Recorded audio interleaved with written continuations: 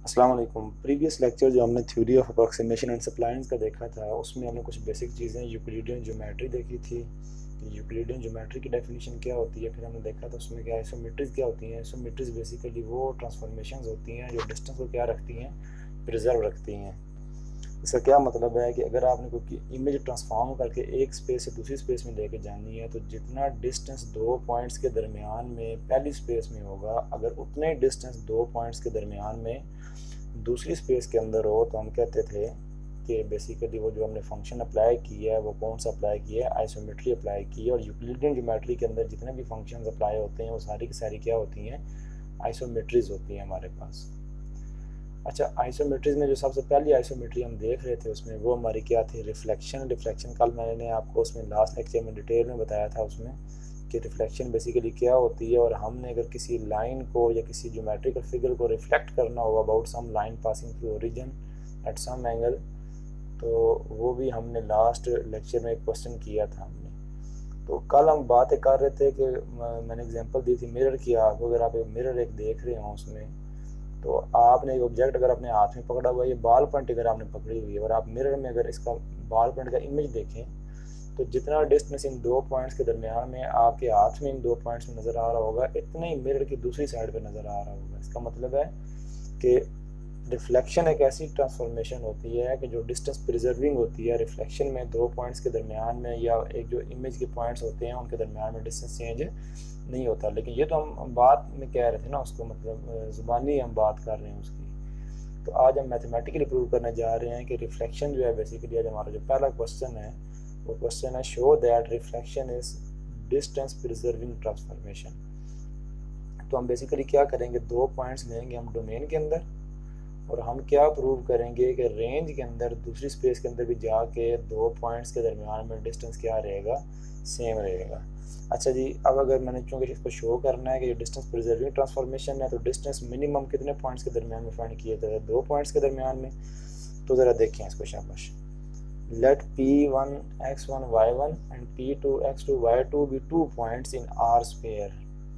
R square के अंदर मैंने दो पॉइंट्स ले लिए हैं, and P1 dash x1 dash y1 dash and P2 dash x2 dash y2 dash be two corresponding points after reflecting it through a line making angle theta with x-axis in anti-clockwise direction। ये मतलब समझने, diagram अगर आप देखेंगे तो वो clear हो जाएगा कि ये बिफोर ट्रांसफॉर्मेशन ये दो पॉइंट्स हैं, कौन कौन से, P1 और P2, और उनके दरमियान में मैंने क्या रख दिया, ये एक मिरर रख दिए। मिरर रखने से ये P2 पॉइंट इधर सामने रिफ्लेक्ट हो जाएगा और P1 पॉइंट इधर सामने रिफ्लेक्ट होकर आपको सामने नज़र आ रहा होगा। अब आज मैंने क्या प्रूव करना है कि जितना डिस्टेंस P2 और P1 के दरमियान में इधर है, उतने डिस्टेंस P2 डैश और P1 के डैश के दरमियान में रिफ्लेक्ट होने के बाद है।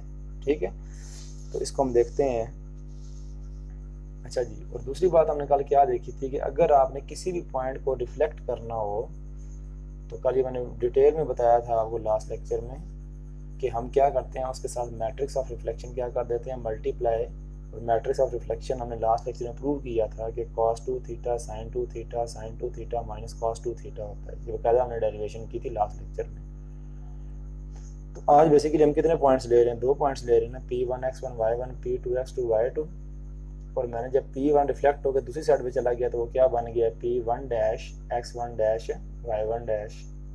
तो ये देखें, ये पॉइंट कौन सा था, x1 y1, इसके साथ मैंने किसको मल्टीप्लाई किया, मैट्रिक्स ऑफ रिफ्लेक्शन को। तो ये रिफ्लेक्ट हो गया, हमारे पास क्या बन गया, x1 डैश y1 डैश। ये पॉइंट P1 था हमारे पास, P1 के साथ मैट्रिक्स ऑफ रिफ्लेक्शन को मल्टीप्लाई किया तो ये रिफ्लेक्ट होकर सामने चला गया।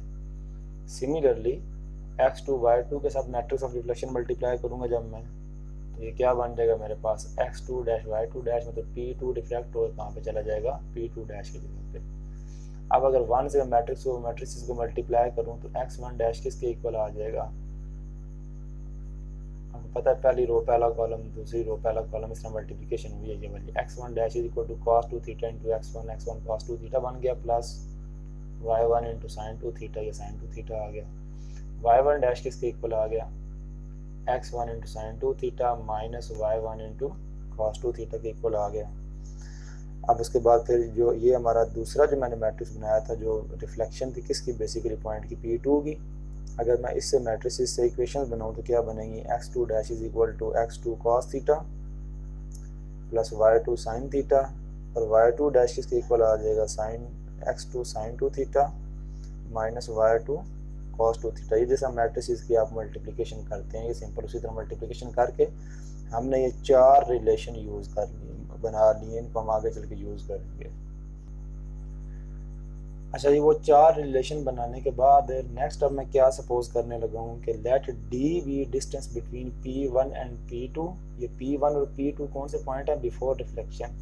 देन बाय डिस्टेंस फार्मूला, दो पॉइंट्स के दरमियान में अगर डिस्टेंस फाइंड करना हो तो इनिशियल क्लासेस में हम पढ़ते रहते हैं distance formula y2 minus y1 का square plus x2 minus x1 का स्क्वायर। ये r स्क्वायर के अंदर मतलब प्लेन के अंदर पॉइंट्स के दरमियान में डिस्टेंस फाइंड करने का फार्मूला होता है। अब हमें क्या पता चल गया कि रिफ्लेक्शन से पहले पॉइंट्स के दरमियान में डिस्टेंस इसके इक्वल है, 3 के इक्वल है। तो मैं क्या कहने लगा हूँ, let D dash with distance of P1 dash and P2 dash after reflection. तो ये क्या हो गया, P1 डैश और P2 डैश के दरमियान में मैंने डिस्टेंस क्या लाया है, D डैश। अब अगर किसी तरीके से मैं ये प्रूव कर दूं कि D और D डैश आपस में इक्वल हैं, तो D और D डैश के आपस में इक्वल होने से क्या मतलब होगा कि जितना डिस्टेंस रिफ्लेक्शन से पहले है उतने डिस्टेंस पॉइंट्स के दरमियान में रिफ्लेक्शन के बाद है, तो इसका मतलब है ट्रांसफॉर्मेशन फिर क्या हो जाएगी, डिस्टेंस प्रिजर्विंग। अब करना क्या है कि y2 डैश की वैल्यू जो पीछे चार रिलेशन हमने बनाए हैं ना, जो नोट किए हैं, y2 डैश की वैल्यू ये स्क्वायर रूट जो है, स्क्वायर रूट को मैं पावर की फॉर्म में लिखने लगा हूँ 1/2। यहाँ से लेकर यहाँ तक ये 1/2 बन गया, ये पावर ऊपर 1/2 ये स्क्वायर रूट है। अब क्या किया मैंने कि ये जो पहला स्क्वायर है ये y2 डैश की वैल्यू है, ये जो वैल्यू सारी मैंने पुट की है ये बेसिकली किसकी है, y2 डैश की, जो पीछे चार रिलेशन हमने बनाए हैं मैट्रिसेस को मल्टीप्लाई करके। और ये बीच में क्या है, माइनस, ये वाला माइनस, और ये क्या है, y1 डैश की वैल्यू, ठीक है। ये क्या है, y2 डैश, ये सारी वैल्यू माइनस y1 डैश की वैल्यू, और ऊपर इसके क्या नज़र आ रहा है, स्क्वायर। इसके बाद सेंटर में क्या है, प्लस है हमारे पास। x2 डैश की वैल्यू ये वाली आ गई हमारे पास, ये x2 डैश की वैल्यू आ गई है। और इसके बाद ये माइनस आ गया मेरे पास, और ये किसकी वैल्यू है, x1 डैश की, और ऊपर इसके क्या आ गया, स्क्वायर आ गया। तो ये चार जो वैल्यूज मैंने पुट की हैं इनको ज़रा ध्यान से देखें, y2 dash minus y2 dash की वैल्यू ये माइनस y1 डैश की वैल्यू, फिर ये प्लस आ गया, ये x2 डैश की वैल्यू माइनस x1 डैश की वैल्यू, और ऊपर स्क्वायर मेरे पास आ गया, ठीक है। अब मैं इसको ज़रा ये जो पहली ब्रैकेट है मेरी, इसको मैं सिंप्लीफाई करने लगा हूँ, तो ज़रा गौर से देखें ये क्या लिखा हुआ है, x2 sin 2 थीटा। जब ये ब्रैकेट में ओपन करूँगा, क्योंकि ये स्क्वायर है ना, ऊपर स्क्वायर के नीचे ये ब्रैकेट ओपन होगी, ब्रैकेट ओपन होगी तो x2 sin 2 थीटा ये क्या बनेगा, माइनस x1 sin 2 थीटा। तो पहली और तीसरी टर्म में से sin 2 थीटा कॉमन आ जाएगा, तो क्या बन जाएगा, x2 माइनस x1 आ गया मेरे पास। अब जरा इस बात को ध्यान से देखें, दूसरी और चौथी टर्म में से क्या कॉमन आएगा जी, cos 2 थीटा, और साथ दोनों में से क्या कॉमन जाएगा, माइनस कॉमन चला जाएगा। पहली और तीसरी वैल्यू में से sin 2 थीटा कॉमन गया, x2 माइनस x1, और दूसरी और चौथी टर्म में से ये ऊपर वाली जो ब्रैकेट है इसमें से माइनस cos 2 थीटा कॉमन जाएगा, तो यहाँ पे क्या बच जाएगा, y2, ये माइनस कॉमन जा चुका, क्या बच जाएगा, माइनस y2 माइनस y1। ये ब्रैकेट्स आप ओपन करके इजीली देख सकते हैं कि ये माइनस कैसे कॉमन आया और y2 माइनस y1 कैसे बने, ठीक है। जो ऊपर स्क्वायर अभी उसी तरह स्क्वायर को हमने ओपन नहीं किया। अब ये जो ये ब्रैकेट्स है मेरे पास ये वाली, अगर आप इनको भी चेक करें उसी तरीके से, तो ये पहली और तीसरी टर्म में से चेक करें क्या कॉमन आ रहा है, cos 2 थीटा, तो क्या बच जाएगा, x2 minus x1 cos 2 theta. और दूसरी और चौथी टर्म में से अगर आप कॉमन देखें क्या आता है, sin 2 थीटा, क्योंकि यहाँ प्लस है, जब ब्रैकेट ओपन करेंगे ना तो ये प्लस होगा, तो ये नंबर कौन सा होगा, माइनस होगा, सिर्फ sin 2 थीटा कॉमन आएगा, और क्या बन जाएगा, y2 माइनस y1 बन जाएगा। तो इन ब्रैकेट्स को ओपन करके स्क्वायर ओपन करने से पहले मैंने ये देखा कि पहली और तीसरी में कौन सी चीज़ कॉमन है, दूसरी और चौथी में क्या चीज़ कॉमन है, तो मेरे पास ये रिलेशन बन गया। अब अगर आप इस सारी वैल्यू को ए सपोज करें और इस सारी वैल्यू को बी सपोज करें, तो ये क्या है मेरे पास a माइनस बी का होल स्क्वायर, और अगर ये a है और ये सारी वैल्यू b है तो ये क्या है a प्लस बी का होल स्क्वायर हमारे पास, a माइनस बी का होल स्क्वायर और a प्लस बी का होल स्क्वायर। अब हम फार्मूला ओपन करने जा रहे हैं a minus B whole square और a plus B whole square. तो ये हम फार्मूला ओपन करने लगे जी, a माइनस बी का whole square, a minus B का होल स्क्वायर किसके इक्वल होता है a स्क्वायर, a वैल्यू क्या थी x2 minus x1 into sine 2 theta, और b वैल्यू कौन सी थी y2 minus y1 cos 2 theta. a minus B का होल स्क्वायर क्या होगा a का स्क्वायर, ये सारा a का स्क्वायर है, प्लस किसका स्क्वायर b का स्क्वायर, ये आ गया सारा, माइनस 2 इंटू ए बी, जब ए बी को मल्टीप्लाई करेंगे ना x2 minus x1 sign 2 theta को y2 minus y1 cos 2 theta के साथ, तो सिंप्लीफाई होकर ये टर्म बन जाएगी। ये हमने सिंपली पीछे जो हमारा a माइनस बी का होल स्क्वायर था उसको हमने ओपन किया है a square plus B square minus 2ab, और दूसरा क्या था a प्लस बी का होल स्क्वायर, ठीक है। a प्लस बी का होल स्क्वायर क्या बन गया, वो वहाँ पर a क्या था x2 minus x1 cos 2 theta, जो दूसरी ब्रैकेट थी हमारी। अगर मैं उसको दिखाऊं तो ये चेक करें इसमें कि पहले ब्रैकेट में हमारे पास ए बी क्या है और दूसरी ब्रैकेट में हमारे पास है ए बी क्या है। तो ये हम उन्हीं फार्मूलों को ओपन कर रहे हैं, ए माइनस बी और ए प्लस बी का होल स्क्वायर। तो दूसरी ब्रैकेट जब मैं ओपन करूंगा ए प्लस बी का होल स्क्वायर, तो ए स्क्वायर प्लस बी का स्क्वायर प्लस 2ab आ जाएगा मेरे पास, ठीक है। तो उसमें आप देख सकते हैं क्लियरली कि ये टर्म्स और ये टर्म्स आपस में क्या हो जाएंगी, कैंसिल हो जाएंगी, दोनों सेम है, साइन अपोजिट है इनके। तो मेरे पास क्या बच जाएगा जी, ये 4 टर्म्स बच जाएंगे मेरे पास। अगर मैं उनको हाईलाइट करूँ, एक ये टर्म बच जाएगी, दूसरी ये टर्म है, तीसरी ये और चौथी ये टर्म है मेरे पास। ये 4 टर्म्स मेरे पास बच गई हैं। अब अगर आप पहली और चौथी टर्म पे गौर करें, पहली और चौथी टर्म पे, तो अब गौर करें इसमें से आगे पास कौन सी चीज़ कॉमन आ रही है, साइन स्क्वायर 2 थीटा कॉमन आ रहा है, या पहली और चौथी में से पहली और तीसरी में से कॉमन चेक करें, पहली और तीसरी में से क्या चीज़ कॉमन आ रही है, पहली और तीसरी में से कौन सी चीज़ कॉमन आ रही है, x2 माइनस x1 का होल स्क्वायर। तो x2 माइनस x1 का होल स्क्वायर कॉमन आ गया, क्या बच गया sign square 2 theta plus cos square 2 theta. मतलब x वाली वैल्यूज ये जो आपस में कॉमन ले ली हमने, क्या बन गया sign square 2 theta plus cos square 2 theta. और दूसरी और चौथी में से चेक करें क्या चीज़ कॉमन आ रही है, y2 माइनस y1 का होल स्क्वायर। जब y2 माइनस y1 का होल स्क्वायर जब आप कॉमन लेंगे तो ये क्या बन जाएगा, y2 माइनस y1 का whole square sine square 2 theta plus cos square 2 theta. तो ये हमने बेसिकली जो कैंसिलेशन करने के बाद x वाले कॉमन लिए हैं और y वाले कॉमन लिए हैं हमने। अब sign square 2 theta plus cos square 2 theta, ये क्या बन जाएगा हमारे पास 1, ये सारी वैल्यू 1 के इक्वल आ जाएगी, और ये जो सारी वैल्यू है ये भी किसके इक्वल आ जाएगी 1 के।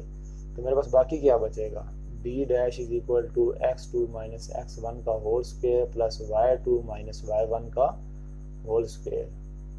और अगर आप थोड़ा सा इस पर गौर करें तो ये किसके इक्वल आ गया आपके पास, ये d के ही इक्वल आ रहा है आपके पास, ठीक है। तो हमने क्या चीज़ देखी है कि रिफ्लेक्शन से पहले जितना डिस्टेंस था 2 पॉइंट्स के दरमियान में, रिफ्लेक्शन के बाद भी उतना ही डिस्टेंस है उन दोनों पॉइंट्स के दरमियान में। इसका मतलब है रिफ्लेक्शन फिर हमारा कौन सा बन गया, डिस्टेंस प्रिजर्विंग ट्रांसफॉर्मेशन बन गई है, जिसको बेसिकली हमने इससे पहले पढ़ा हुआ है कि हम क्या नाम देते हैं इसको, आइसोमेट्री का नाम देते हैं। आइसोमेट्री तो हमने स्टार्ट में ये देखा था कि आइसोमेट्री क्या होती है, जो डिस्टेंस को क्या रखती है, प्रिजर्व रखती है। तो क्वेश्चन हमारा ये था कि show that reflection is a distance preserving transformation, तो इसको हमने प्रूव किया है। अब नेक्स्ट जो हम आइसोमेट्री स्टार्ट करने जा रहे हैं ना, ट्रांसलेशन में, ट्रांसलेशन को हमने देख लिया है, ट्रांसलेशन का हमने अलजेब्रिक रिप्रेजेंटेशन देखी है, किसी भी इमेज को ट्रांसलेट है इसको रिफ्लेक्ट करने का, सॉरी इससे पहले हमने रिफ्लेक्शन देखी है उसमें, तो रिफ्लेक्शन की अलजेब्रिक रिप्रेजेंटेशन। उसके बाद नेक्स्ट हमने क्या काम किया, उसमें किसी भी इमेज को या लाइन को हमने कैसे उसको रिफ्लेक्ट करना होता है वो देखा है, और फिर हमने क्वेश्चन प्रूव किया है कि रिफ्लेक्शन क्या होती है, बेसिकली डिस्टेंस प्रिजर्विंग ट्रांसफॉर्मेशन होती है। अब नेक्स्ट जो हम आइसोमेट्री देखने जा रहे हैं ना, वो आइसोमेट्री हमारी रोटेशन। आप किसी भी चीज़ को रोटेट करेंगे ना, तो रोटेट करने से भी जो उसके पॉइंट्स होते हैं उनके दरमियान में डिस्टेंस चेंज नहीं होता, तो ये भी एक टाइप होती है ट्रांसफॉर्मेशन की, जो रोटेशन होती है आइसोमेट्री की टाइप होती है। तो सबसे पहले जैसे कल हमने उसकी अलजेब्रिक फॉर्म देखी थी। अलजेब्रिक फॉर्म का मतलब क्या है, कल आपको याद होगा अलजेब्रिक फॉर्म हमने क्या किया था। अलजेब्रिक फॉर्म में हमने एक मैट्रिक्स ढूंढ लिया था कि अगर किसी भी पॉइंट को हमने रिफ्लेक्ट करना हो तो बजाय उसको ज़ुबानी बताने कि हम उस पॉइंट को उस मैट्रिक्स से मल्टीप्लाई कर दें, तो हमें पता होता है कि पॉइंट क्या हो जाएगा, रिफ्लेक्ट हो जाएगा। तो आज हम रोटेशन के अलजेब्रिक फॉर्म पढ़ने जा रहे हैं कि अगर हमें किसी पॉइंट को रोटेट करना हो मैथमेटिकली, तो हम क्या करेंगे, उस पॉइंट के साथ क्या चीज़ मल्टीप्लाई करेंगे या क्या उस पर अप्लाई करेंगे तो हमारा पॉइंट क्या हो जाएगा, रोटेट हो जाएगा। ठीक है, तो ये हम इसमें स्टार्ट करते हैं। सिंगल पॉइंट लेता हूं मैं। Consider the point X Y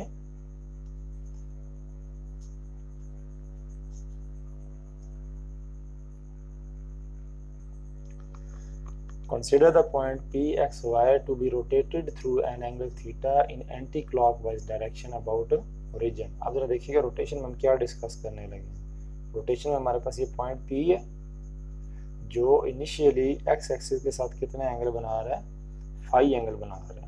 आज इसके दरमियान में कोई भी मिरर नहीं आया हमारे पास, हमने चूंकि इसको रिफ्लेक्ट नहीं करना, हमने क्या करना है, इसको रोटेट करना है। तो मैं ये सपोज कर रहा हूँ कि ये पॉइंट यहाँ से रोटेट करके इस तरह रोटेट करके नई लोकेशन पे चला गया, और नई लोकेशन इसकी कौन सी है, P dash x dash Y dash. ये ट्रांसफॉर्म हो गया पॉइंट, और इसने कितना एंगल रोटेट किया है, थीटा एंगल रोटेट किया है।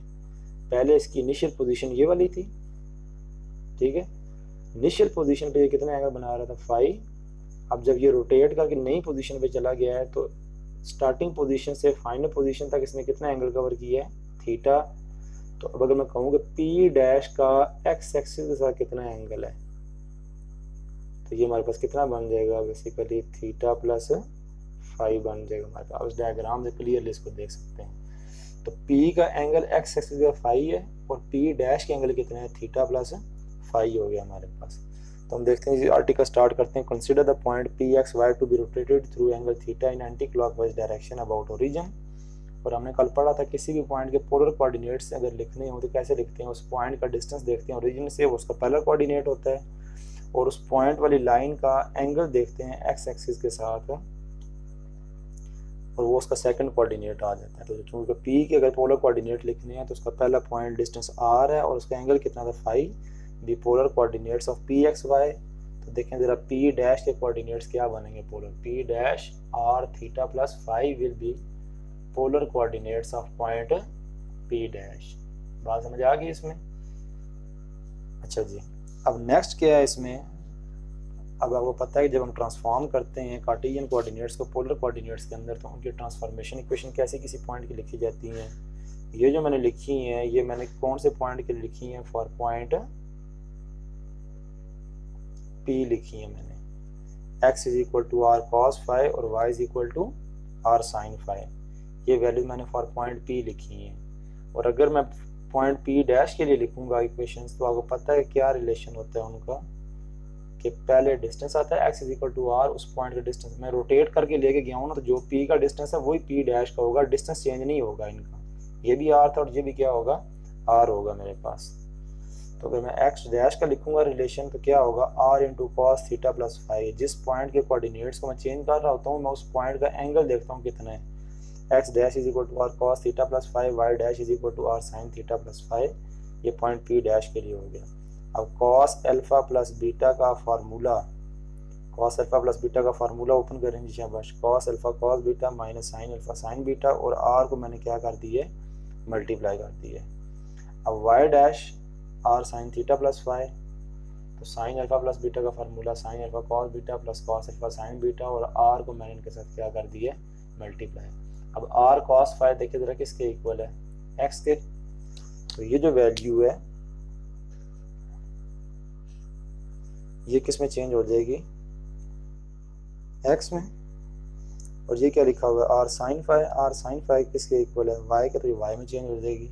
इधर अगर आए तो r cos फाई ये किस में चेंज हो जाएगा, x में। और r sin फाई है, r sin फाई किस में चेंज हो जाएगा, y में चेंज हो जाएगा। ठीक है, तो अब ये कौन सी इक्वेशन बनेगी हमारे पास, x dash is equal to x cos theta minus y sin theta, और y dash is equal to x sin theta plus y cos theta. तो ये वो इक्वेशन ये x dash is equal to x cos theta minus y sine theta और y dash is equal to x sine theta plus y cos theta. अब इनको matrix की form में मैं कैसे लिख सकता हूँ, x dash is equal to x cos theta minus y sine theta और y dash is equal to x sine theta plus y cos theta. और फर्दर अगर मैं इनको सिंप्लीफाई करूँ तो मैट्रिक्स मल्टीप्लिकेशन की फॉर्म में मैं इनको ऐसे लिख सकता हूँ, x cos theta minus y sine theta x cos theta plus y cos theta. इनको मैंने इस तरह मैट्रिक्स की मल्टीप्लिकेशन की फॉर्म में लिख लिया है। देखेंगे दोबारा क्या इक्वेशन बनेगी, f of x is equal to a x where a is equal to. तो आज देखिए हमने क्या फार्मूला डिराइव किया है कि अगर कोई पॉइंट एक्स वाई हो और अगर हम उसको रोटेट करके लेके जाना चाहें कहाँ पे, एक्स डैश वाई डैश पे कितने एंगल पे, थीटा पे, तो इसका मतलब है उसके साथ हम कौन सा मैट्रिक्स मल्टीप्लाई कर दिया करेंगे, cos theta minus sine theta cos theta. जिस तरह कल आपने एक मैट्रिक्स ऑफ रिफ्लेक्शन फाइंड किया था ना, आज हमें क्या फाइंड कर लिया, मैट्रिक्स ऑफ रोटेशन। ठीक है, तो हम आगे इसको इम्प्लीमेंट कैसे किया करेंगे, अगर हमने कोई भी फिगर रोटेट करके लेके जाया करनी है, मिसाल के तौर पे मेरे पास एक इस तरह ट्राइंगल है और मैं चाहता हूँ ये ट्राइंगल रोटेट हो के इसको मैं इस तरह कर दूँ ट्राइंगल को, तो सिंपल मैं इस ट्राइंगल क्या सिलेक्ट किया करूँगा, एक पॉइंट, और उस पॉइंट के साथ मैं इस मैट्रिक्स को क्या कर दिया करूँगा, मल्टीप्लाई, उससे जितने भी एंगल पे मैं रोटेट करना चाहता हूँ वहाँ पे एंगल की वैल्यू पुट किया करूँगा और वो पॉइंट रोटेट होके कौन सी पोजीशन पे चला जाया करेगा, एक्स डैश वाई डैश पे। तो नोट अगर हम देखते हैं इसमें क्या लिखा हुआ है, from now if we want to rotate any figure or point, अगर हमने इसको किसी भी फिगर या पॉइंट को रोटेट करना होगा तो हम क्या किया करेंगे, we just multiply that point with matrix of rotation A. हम उस पॉइंट को मैट्रिक्स ऑफ रोटेशन के साथ मल्टीप्लाई करेंगे तो पॉइंट रोटेट होकर नई जगह पे चला जाएगा। ठीक है, तो ये हमने अलजेब्रिक फॉर्म पढ़ ली है रोटेशन की, कि हम अगर हम मैथमेटिकली रोटेट करना चाहेंगे किसी ऑब्जेक्ट को तो हम कैसे किया करेंगे। तो जिस तरह हमने लास्ट लेक्चर में क्वेश्चन किया था कि एक लाइन की हमने रिफ्लेक्शन फाइंड की थी, तो ज़रा गौर करें ये वो सेम लाइन है कल वाली। आज हम उस लाइन को रिफ्लेक्ट नहीं कर रहे बल्कि हम उस लाइन को क्या कर रहे हैं, रोटेट कर रहे हैं। क्वेश्चन की स्टेटमेंट जी, find the equation of line y is equal to 2x plus 3 after rotating. कल रिफ्लेक्शन थी, आज क्या है, रोटेशन है। Find equation of line y is equal to 2x plus 3 after rotating it through an angle π/4 about origin. ये देखें, ये जो वैल्यू है ये बेसिकली उसने किसकी वैल्यू बताई है, आपने कितना एंगल रोटेट करना है जी, π/4 रोटेट करना है लाइन को या पॉइंट को, जिसको भी रोटेट करना है। जिस हमने आर्टिकल के अंदर उसको कितना रोटेट किया था, थीटा, तो यहाँ पे उसने कहा ये लाइन है इसको कितना रोटेट करें, π/4, तो ये बेसिकली थीटा की वैल्यू है हमारे पास। अच्छा, ये सोल्यूशन स्टार्ट करते हैं। इसका given line is y is equal to 2x plus 3। तो मैंने कल बताया था अगर किसी डायग्राम को या किसी फिगर को हमने रोटेट करना हो तो हम क्या करेंगे, क्या क्राइटेरिया था, हम क्या सिलेक्ट किया करेंगे, उसका आर्बिट्रेरी पॉइंट और उसके करस्पॉन्डिंग हम उसकी क्या लिया करेंगे, इमेज दूसरी साइड पे लिया करेंगे और वो भी कोई एक पॉइंट आर्बिट्रेरी लिया करेंगे। तो let p x y be any point on line and p dash x dash Y dash be corresponding point after the rotation. जिस तरह आर्टिकल में हमने एक पॉइंट लिया था तो हम यहाँ पे लाइन का भी एक पॉइंट ले रहे हैं और हम सपोज कर रहे हैं कि रोटेट करने के बाद वो पॉइंट क्या बन चुका है, P dash x dash Y dash. Using matrix form of rotation we can write. अब हमें पता है कि हम किसी पॉइंट को अगर रोटेट करना चाहें तो कैसे रोटेट करेंगे, कि उस पॉइंट के साथ बेसिकली हम मैट्रिक्स ऑफ रोटेशन को क्या कर देते हैं, मल्टीप्लाई। तो ये देखें, ये x dash Y dash point rotation के बाद वाला पॉइंट था और ये एक्स वाई पॉइंट हमारा ओरिजिनल पॉइंट था, तो हमने उसको मैट्रिक्स ऑफ रोटेशन से मल्टीप्लाई कर दिया है। तो एक्स डैश वाई डैश, अब थीटा की वैल्यू इसने क्वेश्चन के अंदर हमें बताई हुई थी कितनी है, π/4 है हमारे पास। तो एक्स वाई को जब ये मैं थीटा की वैल्यू इस मैट्रिक्स के अंदर π/4 रख रहा हूँ, cos π/4 minus sin π/4 sin π/4 cos π/4, तो इनकी जब मैंने वैल्यूज पुट कर दी हैं 1/√2, इन सब की वैल्यू सेम होती है 45 पे, ये -1/2। अब इस पूरे मैट्रिक्स में से मैंने 1/2 कॉमन ले लिया, 1/2 कॉमन आ गया, 1 - 1 1 1। तो जब आप मैट्रिक्स को मल्टीप्लाई करेंगे तो ये क्या बन जाएगा, 1/√2 x माइनस वाई और 1 × x प्लस 1 × y क्या बन जाएगा, x प्लस वाई। तो यहाँ से अगर आप निकालें ना वैल्यू इसकी, x डैश की वैल्यू क्या निकलेगी हमारे पास, यहाँ से 1/√2 इंटू इसके सामने ये वाली वैल्यू आती है ना हमारे पास, 1/√2 दोनों के बाय है, ठीक है। तो y डैश की वैल्यू क्या आएगी हमारे पास, 1/√2 x प्लस वाई। ये वाली वैल्यू ऊपर वैल्यू एक्स डैश की बन गई है सामने वाली वैल्यू, और ये वाली वैल्यू किसकी बन गई है, वाई डैश की हमारे पास बन गई है। आप समझ रहे हैं। अच्छा, जब यहाँ से मैंने क्या इसमें किया है कि ये आप इक्वेशन अगर गौर से देखेंगे ना, ये मैंने फार्मूला कैसे बनाया ये वाला, तो आगे पास वैल्यू क्या आई हुई थी, x dash is equal to 1/√2 x minus y आया हुआ था ना आगे पास। तो अगर आप इक्वेशन नंबर 1 में जाकर चेक करें तो y की वैल्यू क्या थी, 2x+3, क्वेश्चन जो स्टार्ट में था। मैंने यहाँ पे क्या किया है, x माइनस यहाँ पे y की वैल्यू पुट कर दी है मैंने, ठीक है। तो अगर आप इसको सिंप्लीफाई करेंगे x माइनस 2x+3 तो ये क्या बन जाएगा, x minus 2x minus x बन जाएगा, और ये प्लस इंटू माइनस ये -3 बन जाएगा मेरे पास। इस √2 को मैं क्रॉस मल्टीप्लाई कर रहा हूँ। ये मैंने जो इक्वेशन x डैश और y डैश की फाइंड की थी उसको मैं सिंगल वेरिएबल के अंदर लेके जाना चाह रहा हूँ, क्योंकि इधर x और y दोनों थे, तो मैं y की वैल्यू किस फॉर्म में पुट कर दी है, x की फॉर्म में पुट करके मेरे पास ये सिंगल वेरिएबल x आ गया। तो यहाँ से मैंने √2 को क्रॉस मल्टीप्लाई कर दिया, √2 x dash this is equal to -x - 3, और अगर आप इधर से x को दूसरी साइड पे ले जाएं और इस √2 x डैश को इधर ले आए तो x की वैल्यू मेरे पास क्या बन जाएगी, -3 माइनस √2 x डैश, ये मेरे पास वैल्यू बन जाएगी फाइनल वैल्यू x की। अच्छा, अब दूसरा रिलेशन क्या था, y dash is equal to, मेरे पास दूसरा रिलेशन क्या था, y dash is equal to 1/√2 x plus y, जो पिछले पेज पे हमने लास्ट में देखा था उसको, याद है आपको ये जो रिलेशन देखा था हमने। अब उसमें मैं क्या पुट कर रहा हूँ, y की जगह कौन सी वैल्यू पुट कर रहा हूँ, 2x+3, तो 2x+x is equal to 3x, और प्लस क्या बन गया 3 मेरे पास, यहाँ से 3 मैंने कॉमन ले लिया तो 3 बाहर आ गया, बाकी क्या बच गया x+1। अब जरा इस x पे गौर करें और जाएं जरा इक्वेशन नंबर 2 में, ठीक है। इक्वेशन नंबर 2 से मैंने ये देखें वैल्यू किसकी रिप्लेस की है, x की वैल्यू रिप्लेस कर दी है -3 माइनस 2√x, और प्लस किया मेरे पास 1 है, तो -3 + 1 कितना बन जाएगा, -2 माइनस √2x डैश बन गया मेरे पास, ठीक है। और अगर मैं इस 3/√2 को अंदर मल्टीप्लाई कर दूं तो जब ये 3/√2 इससे मल्टीप्लाई होगा तो ये माइनस आ गया, √2 से क्या हो जाएगा कैंसिल, 3 × x डैश वाली टर्म मैंने पहले लिख ली है, और जब ये नंबर इससे मल्टीप्लाई होगा तो 3 × 2 क्या बन जाएगा 6, ये माइनस आ गया और नीचे क्या आ गया √2 आ गया। तो देखें जी ये हमारे पास फाइनल इक्वेशन बनेगी किसकी, लाइन की, क्योंकि पता है ना अब ये मैंने इसकी ज्योमेट्री बनाई हुई है आपके पास कि ये मेरे पास ओरिजिनल लाइन थी, और इस ओरिजिनल लाइन को मैंने वहीं पे पड़े क्या कर दिया है, रोटेट कर दिया है। आज हमने इसको सामने वाली साइड पे रिफ्लेक्ट नहीं किया, आज हमने उस लाइन को यहाँ से क्या कर दिया, इस तरह करके रोटेट कर दिया है। कितने एंगल पे उसको रोटेट किया है, π/4 पे। तो लाइन की रोटेशन भी तो लाइन ही बनती है ना हमारे पास, तो ये हमारे पास किसकी इक्वेशन बनी है, लाइन की। ये जरा जो हमने कैलकुलेशन की है इसको एक दफ़ा जरा ध्यान से दोबारा देख लेना सारी चीज़ को, कि इतनी मुश्किल नहीं है। असल में हमने बताया था कल आपको कि स्टार्टिंग इक्वेशन मेरे पास y और x में होती है, डोमेन वाला y और x होता है, तो फाइनल आंसर सारे का सारा मेरे पास किस में होना चाहिए, रेंज में होना चाहिए मेरे पास। तो रेंज वाले कौन से एलिमेंट्स होते हैं, y डैश और x डैश।